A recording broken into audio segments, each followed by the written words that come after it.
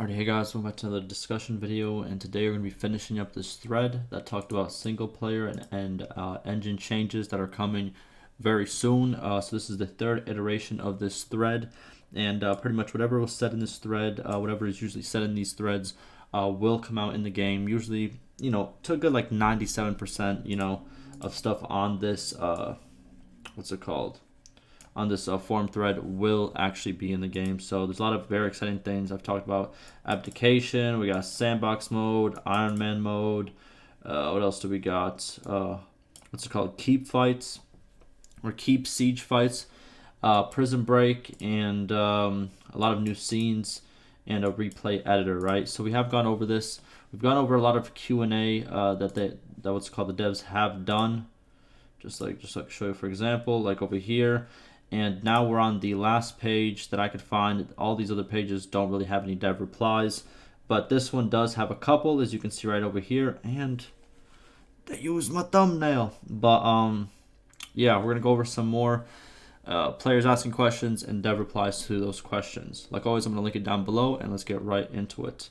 So first one, player, will you be adding illustrations for the rating tab since we have a rated village illustration? And then he goes, could you share some screens? I'm not able to run the game at the moment.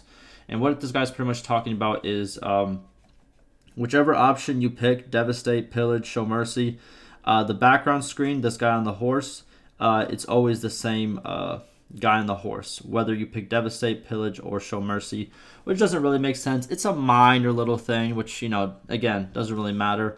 But let's see what the devs has to say.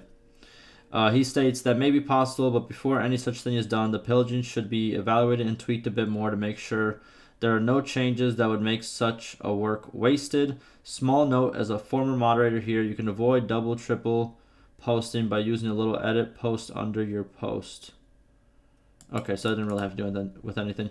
But the reason he says this is because they have stated that they want to add a fourth option called rebuild, which will...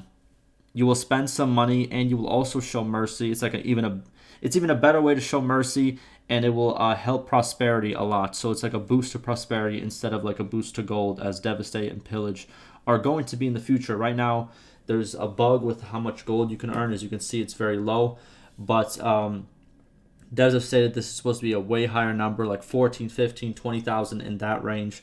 So it's going to be, do you want money or do you want a better settlement soon? So the reason why he doesn't want to make new background images yet, because there might be more options and some options might be tweaked. Therefore, let's do the tweaks first and see how much options we do have, and then we can make the background image, which I think makes sense and is fine for the moment.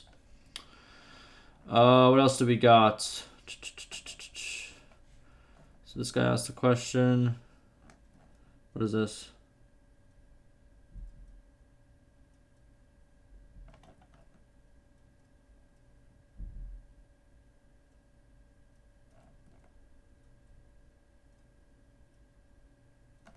So he asks a lot here. Obviously, is that what's the future about DLCs and all of that? And I'm guessing the devil answered, no, we are not just looking for bug reports. Feedback and suggestions are welcome and reviewed. So I don't know exactly where he said that, but I'm almost 100% sure. Don't quote me, but I'm almost 100% sure that we will see DLCs for Bannerlord, same way we did see it for Warband. And like the Warband DLCs were pretty solid, so I expect the Bannerlord DLCs to be solid as well. Then another player says, it'll be worse than AI if you choose that option. You won't have a second chance after you get knocked down in battle. You'll just die, and your save will end. And then, what's it called? Dev responds, let's avoid trolling / misleading people. Good one. What was this full thing? I want to see what the troll was. Hold on. All right, so... Wait a minute. Who is this guy? I'm trying to find what he said that was a troll.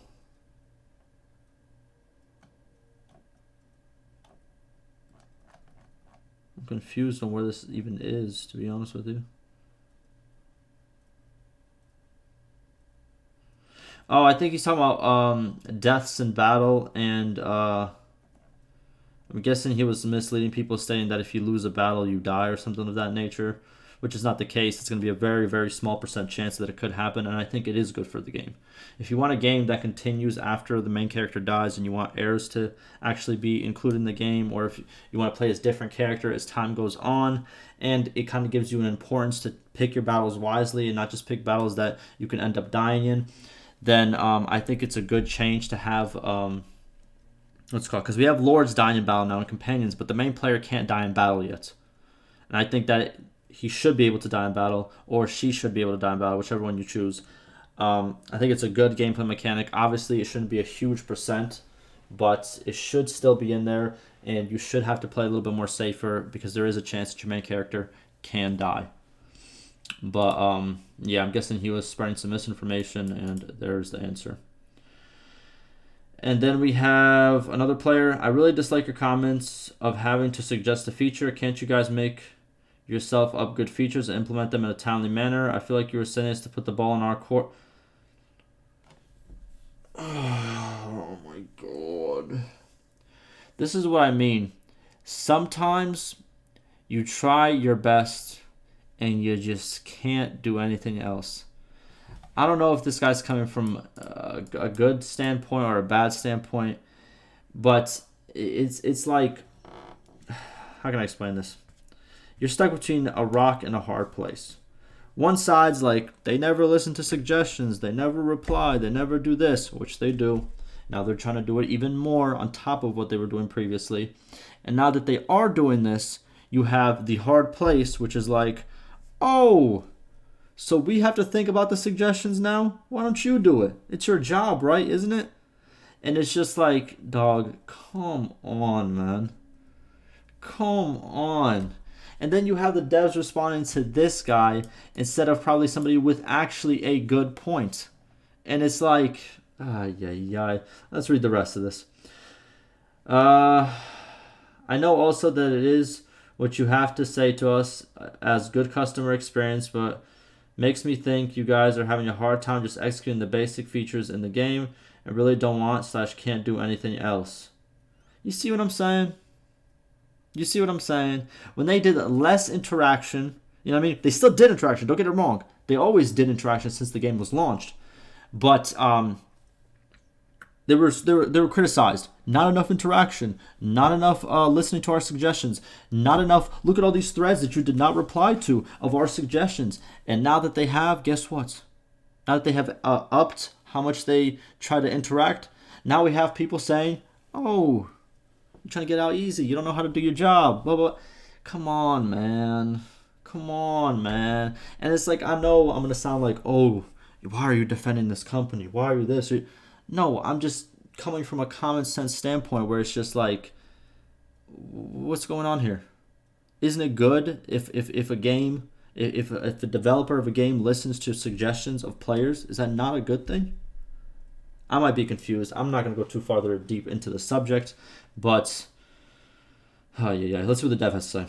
The dev states, I think you are misreading that. When a user makes a suggestion, I tell them I will forward it, aka suggest internally. That does not mean that we do not come up with, propose, or realize our own ideas. There it is. Very common sense. Then another person, this guy, shout out to this guy. He actually makes good points and good suggestions right over here. But all right, let's see what he has to say. Do you know about the death stuff or not sure yet? And then Dev replies, death and inheritance refers to examining the current implementation of it and making sure that it's working as intended. The focus of me here is on making sure that fringe cases like heirs in prison, etc. aren't causing problems, but also fixing bugs like losing a stash on settlement owner change. Heir takes over rather than the settlement clan owner change. It's been conquered / annexed. Okay. Annexed. My bad, I didn't say it right. So pretty much what he's saying is they just want to make it work the best way that it can, that the items, let's say, that are passed down to the heir actually are still there. If one of the heirs is in prison, that it doesn't bug the whole system. Just overall playtesting and making sure it is right when it comes out, which I do appreciate that, you know what I mean? Because I feel like a lot of times, a lot of game companies, they release a lot of good content, a lot of good stuff that sounds really good. But once you get like like a seasoned, I don't want to say seasoned gamer, but like, how like there's guys on YouTube that literally, there's like this one huge, I think he sounds British, but I forgot exactly his name, but there's a lot of YouTubers that specify their content on finding bugs in games and showing the bugs off and showing this off. And I feel like a lot of games, they add a lot of good content that is good on the surface, but when you break it really down, there is a lot of exploits and bugs that come with it if it's not handled the exact way that it was implemented. You know what I mean? Like in this example, if it wasn't means tested, and if the devs didn't focus on issues such as, what if one of the heirs is in prison? Can they also become king? What will happen? What if you have a lot of stuff in your stash and you change to an heir? Does the heir become the owner of this? Like, those are like little small things, but if you make the system work with all those little small things in mind, it makes it a good system. You know what I mean? And it does take extra time to do that than adding a lot of stuff but not really means testing all the different variations and all the different things that could happen. If you kind of understand what I mean, right? But yeah, I think this is good. And then Dev continues, beyond that, it couples with game difficulty options that may affect some of the missions related bits as well. Finally, yes, balance of companion / AI lord death percentage is also something that we are discussing. The latter is not terribly urgent in my view, because the potentially too high amount of death around the player serves to expose issues related to it. Because the potentially too high amount of death around the player. Okay. Interesting. Yeah, so obviously they have stated that they are tweaking the percent of lords actually dying. They want to make it a lot lower. And yeah. Okay, cool. And then he states, it refers to anything from current priorities to specific feature feedback or independent suggestions. Okay, I'm guessing he's just replying to this guy. It's still talking about the suggestions and stuff. Okay, that's fine. But I think that about does it. Yeah, that will do it for this. I don't know if he's going to reply to anything else on this thread. If he does, I will let you guys know. But yeah, like always, ask me any questions, any concerns, and stay safe.